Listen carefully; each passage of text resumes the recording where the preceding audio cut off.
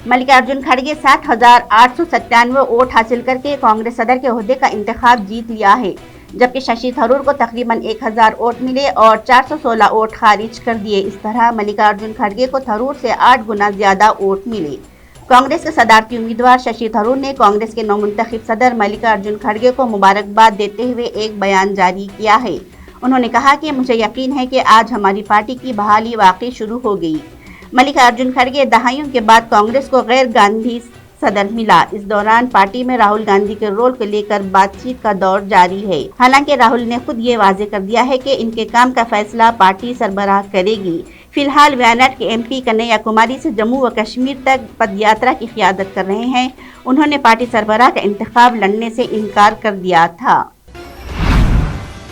जम्मू कश्मीर में आम लोगों की टारगेट किलिंग को लेकर सियासी बयानबाजी और तनाज़ा हो रहा है, जहां एक जानिब जम्मू कश्मीर के साबिक़ वज़ीर आला फारूक अब्दुल्ला और अपोजिशन जमात मरकज़ी हुकूमत ने रियासती हुकूमत पर सवालात खड़े कर रही हैं, तो वहीं इस मामले में भारतीय जनता पार्टी के तेवर भी जारहाना है। जम्मू कश्मीर से भारतीय जनता पार्टी के राज्यसभा रुकन गुलाम अली ने दिल्ली में फारूक अब्दुल्ला और दीगर जमातों को मशवरा दिया है कि वो कश्मीर में बढ़ती हुई टारगेट किलिंग के हवाले से अपने गिरेबान में झांकें और अपना एहतसाब करें।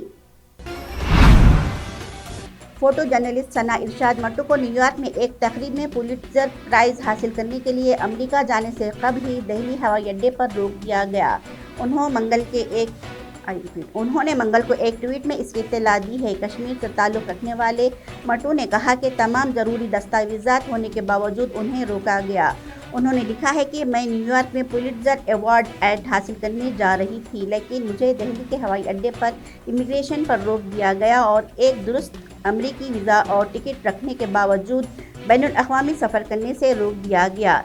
इसने अपने पासपोर्ट, बोर्डिंग पास और एक कार्ड की तस्वीर शेयर की जिसका उन्वान था द पुलित्ज़र प्राइज़ेस। जम्मू व कश्मीर लिबरेशन फ्रंट के सरबराह यासीन मलिक जो टेरर फंडिंग के मामले में दिल्ली की तिहाड़ जेल में उम्र कैद की सज़ा काट रहे हैं, बुध को जम्मू की एक खुसूसी अदालत में वर्चुअली तौर पर पेश हुए।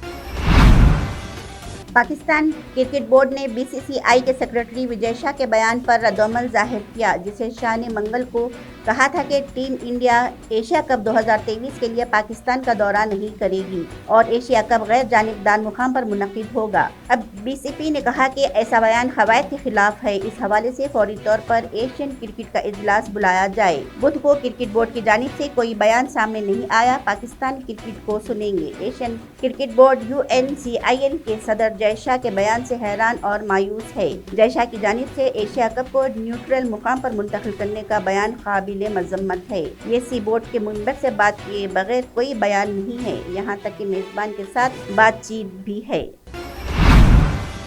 वज़ीर-ए-आज़म नरेंद्र मोदी ने आज सुबह गांधीनगर में 2 साल में एक मरतबा होने वाली 12वीं दिफाई नुमाइश डेफ एक्सपो 2022 का इफ्तिताह किया। ये नुमाइश पाथ टू प्राइड यानी फ़ख्र की राह के मौजू के तहत हो रही है, जिसमें अब तक के सबसे ज़्यादा भारतीय दिफाई कंपनियां बड़ी तादाद में शिरकत कर रही हैं। एक जमात से खिताब करते हुए मोदी ने कहा कि ये दिफाई नुमाइश इस मामले में मुनफरिद है कि इसमें सिर्फ भारतीय कंपनियां शिरकत कर रही हैं। रियासत कर्नाटक के दारुल हुकूमत बेंगलुरु में हिंदुत्व दाएं बाजू की तंजीम हिंदू जन जागृति समिति ने मंगल को हलाल से पाक दिवाली मनाने का मुतालिबा किया है। नामा निगारों से बात करते हुए कमेटी के रियासती तर्जुमान मोहन गौड़ा ने कहा कि दीगर रियासतों जैसे महाराष्ट्र और गोवा ने हलाल मुफ्त दिवाली मुहिम शुरू की है, इसी तरह हमने कर्नाटक में भी मुहिम शुरू की है, जिसमें हिंदुओं से तस्दीक शुदा हलाल गोश्त के बाइकॉट की अपील की है। एनसीबी की टीम ने शाहरुख खान के बेटे आर्यन खान से मुतालिक क्रूज केस में 18 अक्टूबर को अपनी रिपोर्ट पेश की है, जिसके मुताबिक आर्यन खान को जानबूझकर फंसाया गया है। जो तफ्तीश की गई इसमें भी कई कोताहियों का इंकशाफ हुआ। इस केस में 7-8 ओहदेदारों का किरदार भी मशकूक है। इन सब के खिलाफ कार्रवाई होगी। मीडिया रिपोर्ट के मुताबिक एनसीबी की जांच में कहा गया है कि आर्यन खान को जानबूझकर निशाना बनाया गया।